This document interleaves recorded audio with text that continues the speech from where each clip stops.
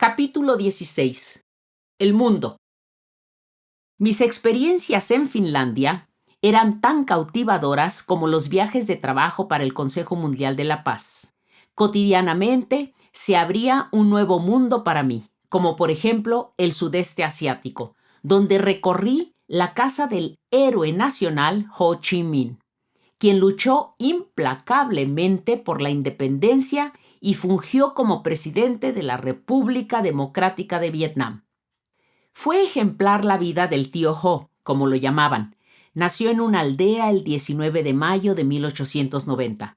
Estudió en Francia y la URSS, desde donde empezó su activismo, primero contra el colonialismo francés en Indochina y años después contra los estadounidenses. Dedicó su vida a la soberanía de su país, pero la muerte no le permitió presenciar el final de la Guerra de Vietnam. Su sencilla vivienda de madera es conocida como la Casa Zancuda, porque está construida sobre pilares, fiel reflejo de la arquitectura típica vietnamita. Se encuentra en el patio trasero del Palacio Presidencial de Hanoi. Cada año, miles de visitantes suben las escaleras de ese histórico monumento para ver su cama, silla de madera y escritorio donde tanto escribió, así como retratos, zapatos y su non la, tradicional sombrero de bambú. Al escuchar el canto de los pájaros, me resultaba imposible imaginar que, pocos años atrás, este rincón de tranquilidad hubiese sido un infierno terrenal. Eso sucedió especialmente entre 1959 y 1975, cuando cuevas y túneles se convirtieron en bases militares para planificar operativos, almacenar medicamentos y armas, así como en refugios para los civiles inocentes que huían de los bombardeos y el napalm.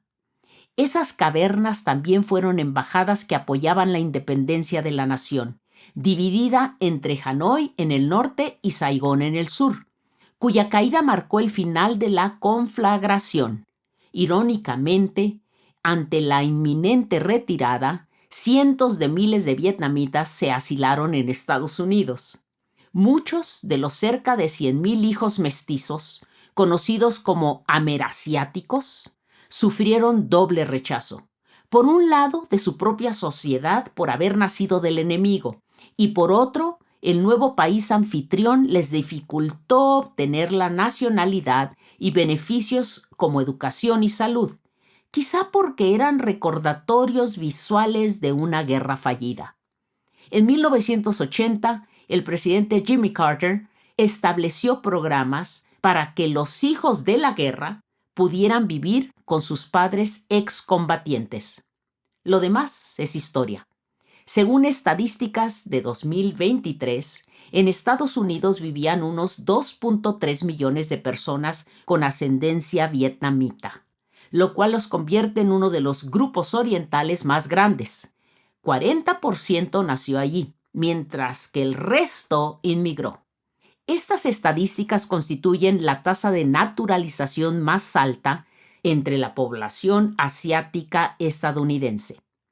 Con el paso de las décadas, la República Socialista de Vietnam no solo ha consolidado su presencia política, sino que se ha convertido en una de las principales economías de la región, con activa membresía en organismos internacionales como la Asociación de Naciones del Sudeste Asiático, ASEAN, y la Organización Mundial del Comercio, OMC.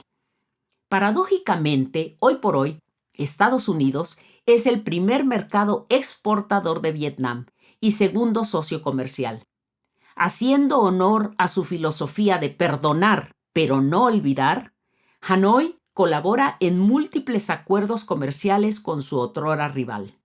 Presidentes como Barack Obama, Joe Biden y Donald Trump han visitado Vietnam, que también mantiene relaciones cordiales con China, Rusia, India, Corea del Sur y Japón, a la vez que el Ministerio de Defensa ha declarado que se niega categóricamente a unirse a cualquier alianza militar vincularse con un país para estar en contra del otro, permitir que naciones extranjeras establezcan bases militares o usen nuestro territorio para oponerse a otros países, como también usar la fuerza y amenazas en sus relaciones exteriores. Es decir, vive y deja vivir.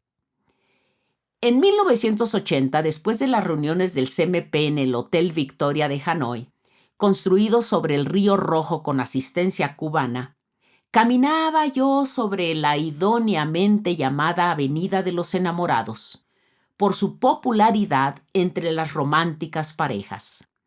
Aunque el tráfico vehicular era escaso, me desplazaba con mucho cuidado, pues los vietnamitas inundaban las estrechas calles empedradas con sus bicicletas, que usaban sin señalamientos ni carriles protegidos para ir al trabajo, la escuela, el mercado o el parque, como su principal medio de transporte, donde cargaban bebés, mercancías e incluso enfermos. Para evitar algún percance, era más seguro andar por los vastos arrozales, parte vital de la economía en su titánico esfuerzo por recuperar la agricultura después de la guerra, a fin de seguir siendo uno de los principales productores de ese grano. Allí, en las tierras menos inundadas, me topaba con pedazos de artefactos o telas, probablemente de uniformes de soldados en los atroces enfrentamientos finalizados apenas 5 años antes. De hecho, actualmente, un sinnúmero de objetos se encuentran en exhibiciones museísticas, pero si se escucha con atención, la guerra sigue cantando himnos sangrientos. Mientras que la casa de Ho Chi Minh guarda secretos de un patriota, los fantasmas de la guerra continúan pululando los rincones más nefastos de la historia, como el Museo del Genocidio Tuol Sleng, también conocido como S-21, en el país vecino Kampuchea, azotado entre 1975 y 1979 por el tirano Pol Pot, hasta que Vietnam liberó al ahora Reino de Camboya. Una pared tapizada de cráneos y huesos es un escalofriante testimonio del mal. Los restos de algunas de las aproximadamente 20,000 víctimas fueron el trofeo de los Jemeres Rojos, en esa antigua escuela secundaria convertida en campo de la muerte. Allí, todo se calificaba como exótica influencia fuereña: el dinero, la religión, la propiedad privada e incluso el derecho a decidir cómo vestirse. Y, por supuesto, la vida misma. El tétrico lugar quedó documentado por los pocos artistas sobrevivientes, obligados a confesar crímenes que no habían cometido, con golpes y toques eléctricos, cuando en las heridas sangrantes se les colocaban ponzoñosos alacranes para provocarles una lenta agonía. Durante mi estancia en Kampuchea, todos con quienes hablé tenían algún pariente o amigo sacrificado por el abuso del poder. Con engaños, hacían que retornaran estudiantes del extranjero para fusilarlos en el mismo aeropuerto capitalino de Phnom Penh. Sin proceso legal ni juicio, se detenía a miles de intelectuales, artistas y miembros de minorías étnicas, sospechosos de ser opositores del régimen, sin mencionar las constantes incursiones y matanzas en territorio vietnamita. Grotescamente, ellos mismos le dieron el nombre de Kampuchea Democrática. Cuando llegamos, hacía poco más de un año que Vietnam había ocupado Camboya, topónimo castellano de Kampuchea, lanzando una campaña militar, acompañada de alimentos y atención médica, lo cual obligó a los Jemeres Rojos a esconderse en la jungla, pero no sin antes destruir la ciudad, dejándola sin electricidad, agua corriente, carreteras, puentes e industrias. Entre tuberías perforadas y postes de luz derribados, los edificios y milenarios templos también fueron severamente dañados.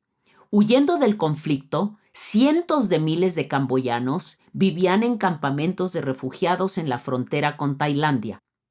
Es difícil creer que un hombre y secuaces hayan desencadenado tan sistemático salvajismo, cuyo resultado fue el exterminio de más de un cuarto de la población, sin que nadie pudiera o quisiera evitarlo. En su juventud, Pol Pot estudió en París y a mediados de los 70 decidió emular la revolución cultural china. Se convirtió en uno de los peores déspotas de la historia. En el Museo S21 vi asfixiantes celdas embarradas de sangre, los catres con el equipo para descargas eléctricas, las cadenas oxidadas y el olor a muerte humana. Testimonio de un régimen perpetrador de uno de los genocidios más vergonzantes del siglo XX. La presencia militar vietnamita permaneció 11 años en Camboya. En 1998, sin juicio por crímenes de lesa humanidad, Pol Pot murió en arresto domiciliario, supuestamente por paro cardíaco, aunque hay especulaciones sobre las circunstancias exactas de su fallecimiento.